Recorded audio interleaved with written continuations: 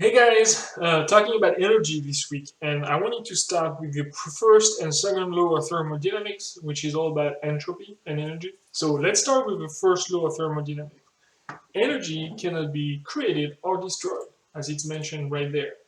Energy cannot be created or destroyed. I repeat, this is just a law. So if we think about the scientific method and what we talked about in the first week of class, a law is a theory that has been completely accepted by everyone. There's no amount of proof that can disprove it because it's so obvious. So think about the law of gravity. You can jump off buildings all the time you want. You're probably gonna go down and crash.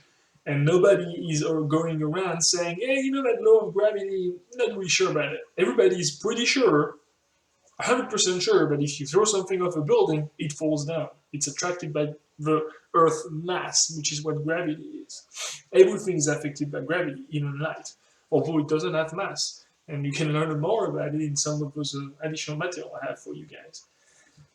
But concerning energy, never created or destroyed. There is a finite amount of energy in the universe, and that energy is always transformed.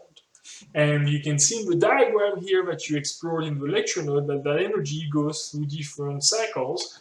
The only way life can get energy from outside the planet Earth is photosynthesis. It's usually that, or you can have like crashing of meteors, but it's not really viable, right? The best way is photosynthesis, which uses the sunlight energy, which is kinetic. So you use kinetic energy, and photosynthesis transfer that into potential energy. And what is photosynthesis doing in the potential energy is just making sugar. And we're going to go into glucose, but it's well, let's call it what it is, which is sugar. Because it can make cellulose, it can make starch with it, it can make a lot of different stuff, right? So now that we have that, we go from kinetic to potential. What's going to happen is that sugar through respiration, be it after digestion from animals or by the plant directly using its starch reserves, using the respiration to create energy, you are going to release the potential energy from the sugar into kinetic energy. And that's due to respiration, right? It can be also decomposition, it can be other type. So I want to keep it at an energy level here, right? You release that into kinetic energy, and that kinetic energy can then be reabsorbed into potential energy. Because you have to think of decomposition, for example. That energy of decomposition can be used to create potential energy by microbes in the underground where bodies are decomposing, right? And then when you do that, you create kinetic energy. What do we have here? It's a cycle, guys. Kinetic leads to potential, that leads to kinetic, that leads to potential, that leads to kinetic, that leads to potential all the time. That's one of the main points I wanted to make here.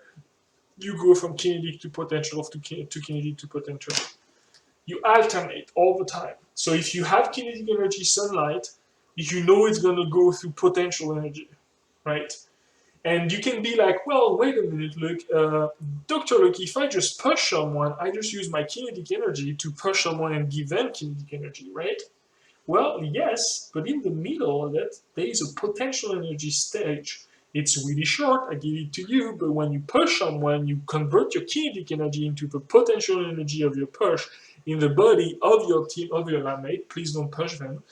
But they will then transfer that potential energy into kinetic energy. Think about the bicycle. It's the same way, but the bicycle goes slowly up the hill, incrementing potential energy due to the kinetic energy of pedaling. It's creating potential energy by just going high up and having more gravity to work with, and then going downhill.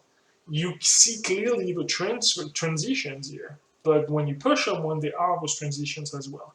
Now, the last thing I want to say here is every every transition leads to loss, and that loss is usually in form of heat. And yes, that leads to the second principle of thermodynamics, the second law of thermodynamics.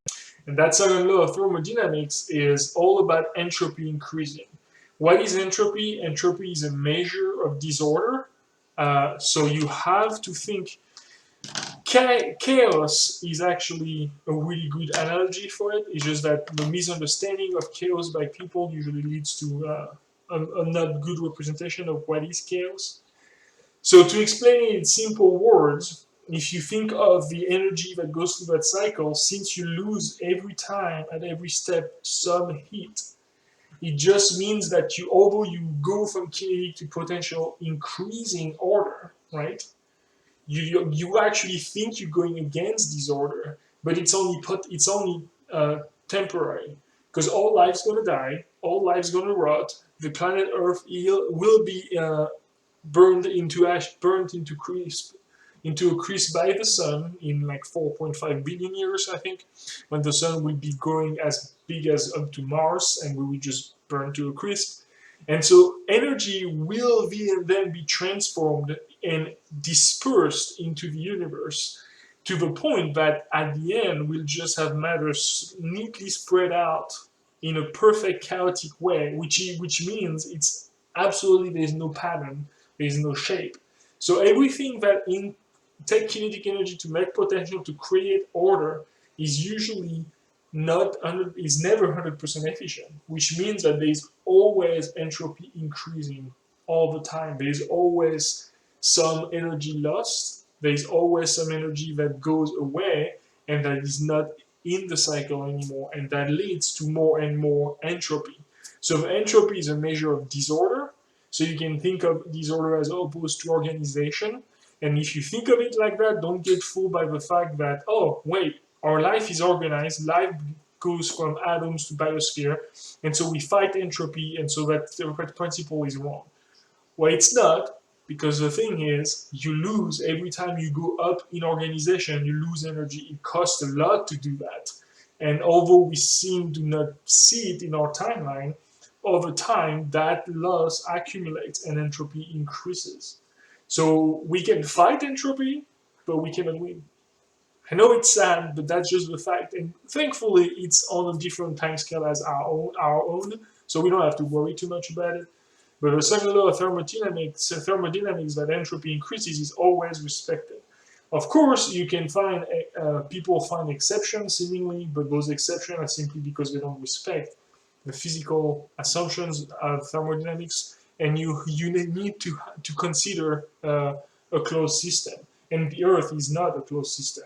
So entropy, when considering a closed system, always increases. If you consider it on Earth, you actually dismiss the fact that energy always leaves the planet and enters the planet all the time. So that's not a closed system. But the principle of entropy is respected, and you can see it exemplified every time you see a change from kinetic to potential or potential to kinetic. You always lose some of that energy that disperses.